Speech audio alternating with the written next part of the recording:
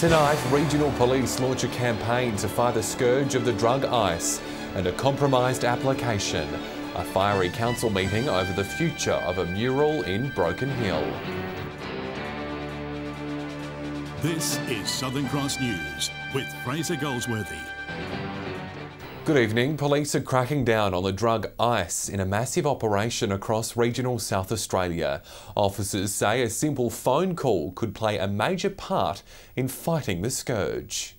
It's a campaign targeted at eliminating the issue at the source. Just be aware that, you are in plain sight and you will be reported. Crime Stoppers says ice use is still at an extreme level in regional SA, today launching its campaign to stop those dealing, making and supplying the drug. We know that regional and remote communities in particular are highly overrepresented in the statistics, not only in terms of use, but in terms of, the very serious effects of ice. The latest campaign, Make the Call, was launched today, urging those in the community to get on the phone if they notice something amiss. Ice, which is the most potent and addictive form of methamphetamine, we know that it's a scourge in our communities, not just here in Port Augusta, but right across the country. Crime Stoppers, an organisation which works with police, assures callers their identity is safe. All of the IP is stripped from that before we hand it across to the police for further investigation. And if someone telephones our call centre, likewise, none of their details are collected unless they choose to leave them. Signs of ice use in your area could be anything from chemical smells to chemical waste, blackened windows and even activity late at night. To report unusual behaviour, Crime Stoppers says even having just a suspicion is enough. So if someone is not only aware, but if they're highly suspicious about the activity that's happening, if they actually see that somebody is regularly online. Amelia Simpson, Southern Cross News. Broken Hill City Council has been accused of handballing a problem away after it voted to defer the decision on the future of a controversial mural. The owner of the building who commissioned the artwork says he's disappointed, believing party politics is at play. A fiery meeting over a mural. I'm not abusing you or yelling at you or saying anything abrupt or abusive against you. Mayor Daria Turley put forward a mayoral minute at last night's extraordinary meeting to refer the Crystal Lane mural's development application to another council to cast eyes over it, or to an independent planning consultant for assessment. She said council's application process was compromised. The motion was passed 6 votes to 3. In terms of the Local Government Act, it's the best thing to do is actually to forward it to an independent body. But not everyone was in agreement. The word I should use is I was shocked to see the party politics that runs in our local council chambers. I've been a part of this community for 27 years. Yes, today I felt like an outsider because that's the way I was treated. Dr Nair Chapan received a letter from council 2 weeks ago because there was no DA lodged. It said the mural was therefore considered as graffiti and should be painted over. It also said even if he submitted a retrospective DA, it was highly unlikely council would support it. It was that statement that angered some councillors. I've never had any discussions about this before this correspondence went out. Who is the council? The general manager is not the council. The staff is not the council. The council are the people sitting here. One councillor said last night was an opportunity for council to do the right thing. If that recommendation comes back, however, at the end of the day, the councillors will still determine whether the mural is approved or not approved. Mr Kennedy's amendment for council to rescind the directions to paint over the mural was knocked back, meaning Dr Nair Chapan could still face a hefty fine. It could still get quite messy because what was decided tonight actually hasn't protected both parties from potentially what could happen. Why send it to Bankstown or Canterbury or why not send it overseas? I suppose they all need a holiday in Bali, don't they? Patrick Royenke, Southern Cross News. After over a week of counting, the Electoral Commission will begin officially declaring results from last week's state election. All 4 previous MPs in our region were re-elected, while the seat of Narunga on the York Peninsula remains in Liberal hands. John Hunt reports. It's taken about 10 days, but counting in the state election is officially over, with the results for the lower house now in. And while none of the seats in our region changed hands, there are still some very interesting stats to ponder. Starting on the lower EP with the seat of Flinders, and it'll come as no shock that Peter Treloar retained it. However, a swing of around 3.5% away from him was recorded on the primary vote, with Labour's Julie Watson the main beneficiary, picking up 2.5%. It also translated into a small drop in his two-candidate preferred vote. However, Flinders remains near invincible, still requiring a 26% swing to unsettle the Libs. Over in Frome, Jeff Brock defied a strong campaign from Liberal Kendall Jackson, retaining a healthy primary vote despite a 0.8% swing against him. Ms Jackson picked up 2.5%, but it wasn't enough. Mr Brock's margin dropped from 10 to 8%. However, he remains pretty safe as he moves from the front bench to the crossbench. In Giles, predictions of a close contest were wrong, as Labour's Eddie Hughes was easily returned, despite Labour's primary vote dropping below 50% for the first time since 2002. He comfortably held off rival Tom Antonio, who could only muster around 26%. Despite Labour's move into opposition, strong preference flows to Mr Hughes saw his margin rise to 7.4%. Up in Stewart, new Energy Minister Dan Van Hulst-Pelican was comfortably returned, with the popular MP also picking up an extra 5.5% on primary.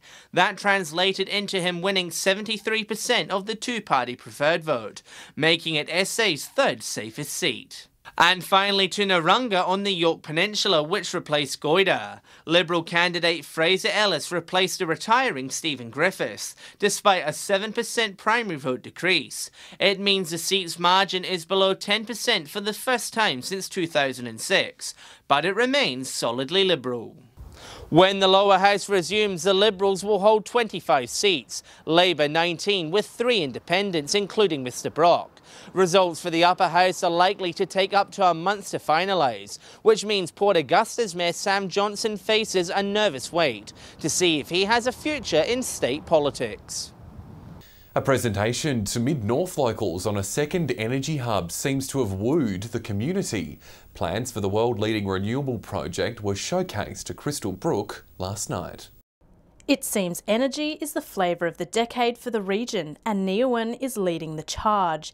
It's announced plans for a privately funded renewable energy facility, which will generate 150 megawatts of solar power, 125 megawatts of wind power, and about 120 megawatts of battery storage built north of Crystal Brook. The Minister for Energy says the project will have a very significant impact on the southern Flinders Ranges. There are people here who will welcome the job opportunities. There are other people here who are very concerned about what it would do to this beautiful landscape and what it might do to their lifestyles and to their communities. The community came back to us with concerns over the visual impact. So what we've done is we've reduced the number of wind turbines on the project. In the original layout we had 53 turbines, and we've pulled that down to 26 in the layout now. Over the consultation period, some locals have voiced their concerns, while others are keen to welcome the new energy hub. We are not against the rest of the project, the solar, the battery, the hydrogen hub if it eventuates. We just feel that it is the start at the thin end of the wedge if this approval goes ahead for wind farms in the Flinders. I'm so excited about renewables generally and worldwide, because I just think that's the way we've got to go. Put Jamestown on the map, so it's going to put Crystal Brook on the map too. The development application will be submitted this month, and Neoen hopes to begin the works in the next few years. Casey Treloar, Southern Cross News. In the news ahead, the Whyalla businesswoman continuing to kick goals in the local community. Her story next. Burn-offs in Lincoln National Park have begun to help reduce the risk of bushfire.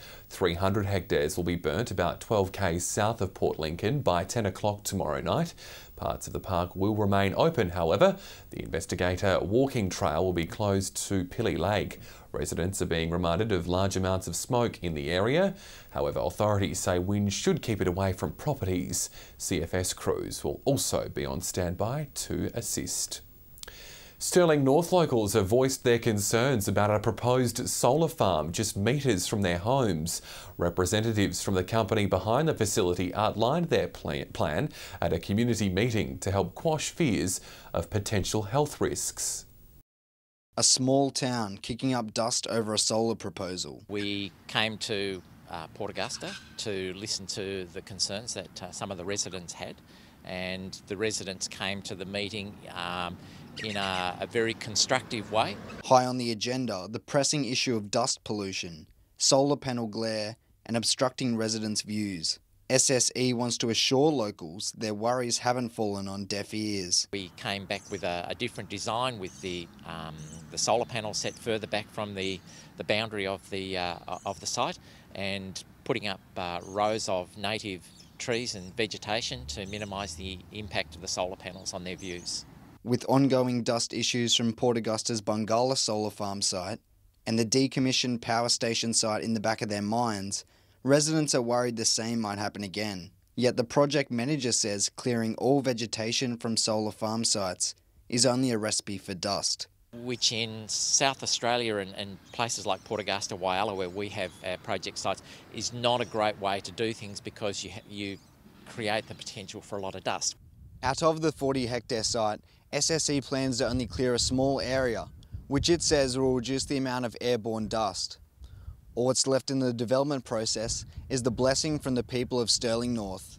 And we're hoping that they will give council, if not their consent for the project, but at least to say, look, we believe the company is going to try and do the right thing as far as the development is concerned. Garth Burley, Southern Cross News.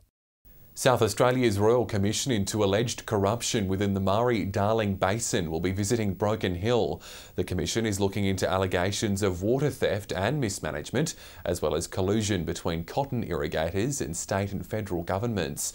The inquiry will also be touring a number of basin towns, including the Silver City. The visit is expected to be within the next 2 months. A Whyalla woman's work in the community is continuing to be recognised. Kaz Harrison has been crowned Businesswoman of the Year, with the local party supplier thrilled at the achievement. She may have been recognised by her peers, but Kaz Harrison has no time to stop. She's on the tools every day of the working week. She was named Businesswoman of the Year on Friday night, a result that was a complete surprise to her. It was overwhelming, very overwhelming, but fantastic at the same time, and I was very, very nervous, so yeah, but it was good. Kaz started Kaz's Helium Connection from home around 7 years ago, focusing on supplying balloons and party accessories. Her business has grown so large it now has a shop front in Flinders Avenue. She says she enjoys working with customers and helping bring their plans to life. When they come in with different ideas, I try to, give them something that's amazing. She's also an active community member, heading addiction support group Ripples and helping run the annual Zombie Walk, which raises awareness of mental health issues. It's also not Kaz's first award this year. She was crowned Citizen of the Year on Australia Day. Very proud of the recognition, but I'm a quiet achiever, so it's pretty overwhelming, all these awards. She says she'll use the prize money to attend a balloon convention later in the year. Because they have different people from all around the world training to do different decor of balloon ideas, and I would love to do that again. John Hunt, Southern Cross News. After the break, a biking club undergoes a rebrand in a bid to encourage more people to get on their wheels. That's next. Well, after a decade as the Southern Flinders Rough Riders, the biking club has undergone a bit of a revamp. It's all in a bid to grow the riding track network and promote tourism to a small mid-north town.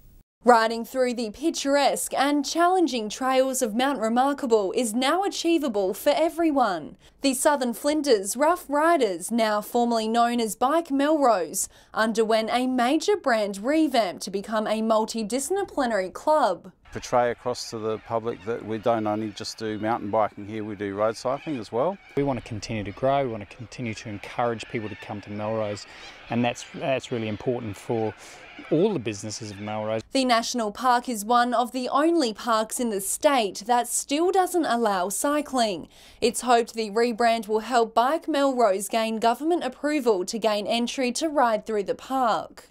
But if we don't gain access to those areas and increase our trail network, then we'll be left behind and people won't we'll start becoming more interested in other locations. The club's a strong advocate for health and promoting major tourism events. Events include Fat Tyre Festival, which is predominantly mountain biking, and also 18 Hours of Melrose, which is a bike race that starts at midnight on a Friday night and goes for 18 hours. It's hoped the rebrand will give locals and tourists a great outback South Australian cycling experience.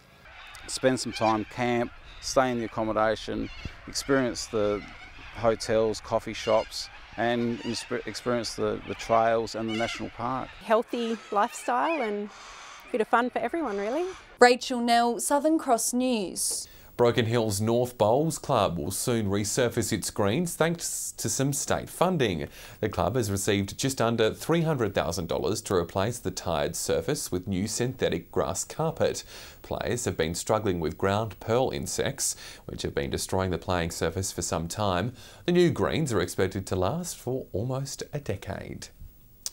Railway Green were crowned Port Pirie's A-grade tennis champions on Friday night, downing Trinity Gold in a fierce contest. Railway Green beat Trinity 7 sets, 47 games to 3 sets, 34 games, with Greg Phillips, Anthony Oliphant and Ben Harmer all playing well. Mural beat Napperby by just 1 game in Division 1, but Napperby did manage to get a win in Div 2, beating Trinity 4 sets to 2. And in the juniors, Trinity Red won the A-grade boys and St Mark's Kelly took out the A-grade girls. Well done to all involved. Stay with us now. After the break, Amy will join us with the local weather details. And Amy, the warmer weather once again returned around the Gulf. It did indeed, Fraser, with mostly sunny days around the Spencer Gulf, and those warmer days are set to hang around as we head into the Easter long weekend. I'll have all the details next. Fine and sunny autumn days around all centres today. 31 was the top in Port Augusta, 30 in Whyalla and Port Perry. Checking the satellite now, and showers in the southeast. However, the high pressure system is continuing to keep skies clear elsewhere. If you're planning to spend some time on the waters tomorrow, there will be southerly winds shifting southwesterly up to 20 knots. Seas will reach 1.5 metres and the sun will pop up at 27 past 7. Taking a look at tomorrow's weather, and Port Augusta will stay warm with a forecasted top of 30, slightly milder in the west, tops are in the 20s in Port Lincoln and Coffin Bay. Broken Hill will be feeling a little more like summer, reaching a top of 33. Meanwhile, we'll see maximums in the mid to high 20s in all other districts. Looking towards the long weekend, and some cloudy days and showers expected in Port Lincoln, with temperatures staying in the low to mid 20s. Finer days predicted for Cleve with 26 on Easter Saturday. Meanwhile, Woodner can expect a maximum of 29 on Easter Saturday. Further up the Gulf, and temperatures in Whyalla will sit in the low to mid 20s, while Port Augusta can expect a top of 30 on Easter Saturday. After some showers on Good Friday in Kadina, the weather will clear for a sunnier start to the long weekend. Temperatures in Port Pirie will creep back up to a warmer 29 on Easter Saturday, while Clare can look forward to fine days in the low to mid 20s for the rest of the week. Meanwhile, the sunny conditions are going to continue in Broken Hill, with temperatures in the high 20s. So Fraser, the warmer days are set to continue around the Spencer Gulf as we look forward to a well-deserved long weekend.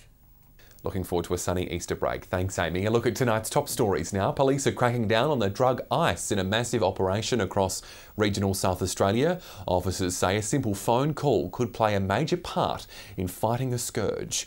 Broken Hill City Council has been accused of handballing a problem away after it voted to defer a decision on the future of a controversial mural. The owner of the building who commissioned the artwork says he's disappointed, believing party politics is at play. And a presentation to Mid-North locals on a second energy hub seems to have wooed the community. Plans for the world-leading renewable project were showcased at Crystal Brook last night. And that's the news to now. Thanks for your company. I'll have some updates later. Alison Drower will be with you from tomorrow night while I take a quick break, so she'll look forward to your company then. Good night.